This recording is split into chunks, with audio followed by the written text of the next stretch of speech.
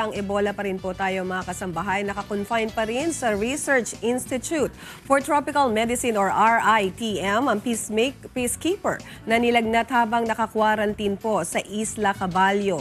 Ayon sa Department of Health, mananatili sa ospital ang sundalo upang isailalim sa gamutan matapos itong magpositibo sa malaria.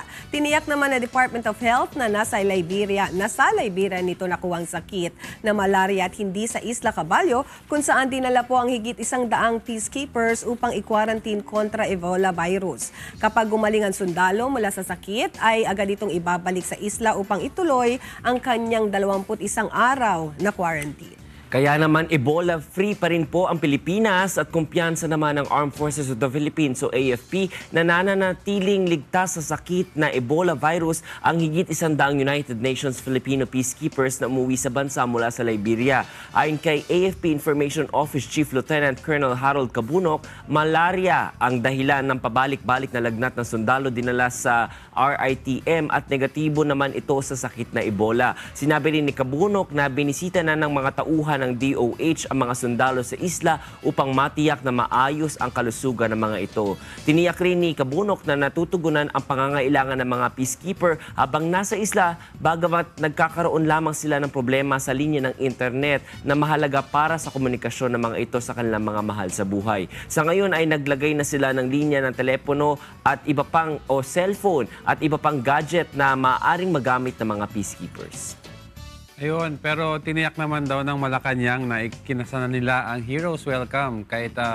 Pero ano may Heroes Welcome, Attorney Reg? Will they do that right after the... Yes, after the papakita mo nila yung mukha?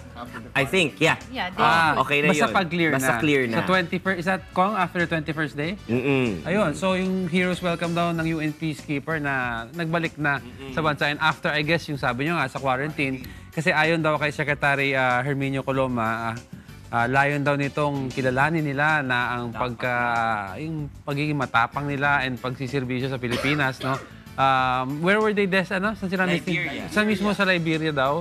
Anong ginawa nila doon? Nag-peacekeeper sila kasi nagkaroon ng kaguluhan doon. No? So nothing to do with the Ebola virus. Ayun, so naantala daw ito dahil una, siguro ayaw nila pakita yung mukha sa first week. Dapat ng Disyembre ba to?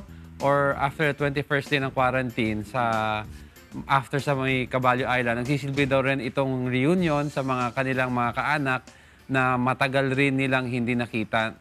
Kasi ang sabi daw nila na mostly mga sundalo daw hindi binibigyan ng vacation kahit Christmas. Yes. So these guys naman ngayon magkakaroon daw ng bakasyon. Kasi naman almost 2 years sila yata nandun sa Liberia. So medyo kasi matagal-tagal. November 12 ata dumating mga sa bansa, pero kaagad quarantine ito.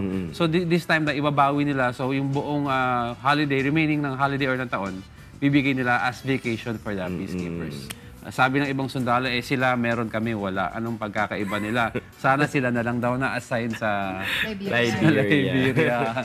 Kaya November 12 nga sila dumating sa bansa. Pero tulad na sinabi ko, bilang protocol daw, quarantine sila sa Caballo Island dahil syempre yung nakakamatay ang Ebola virus, baka pumasok sa Pilipinas. So iwas-iwas na lang.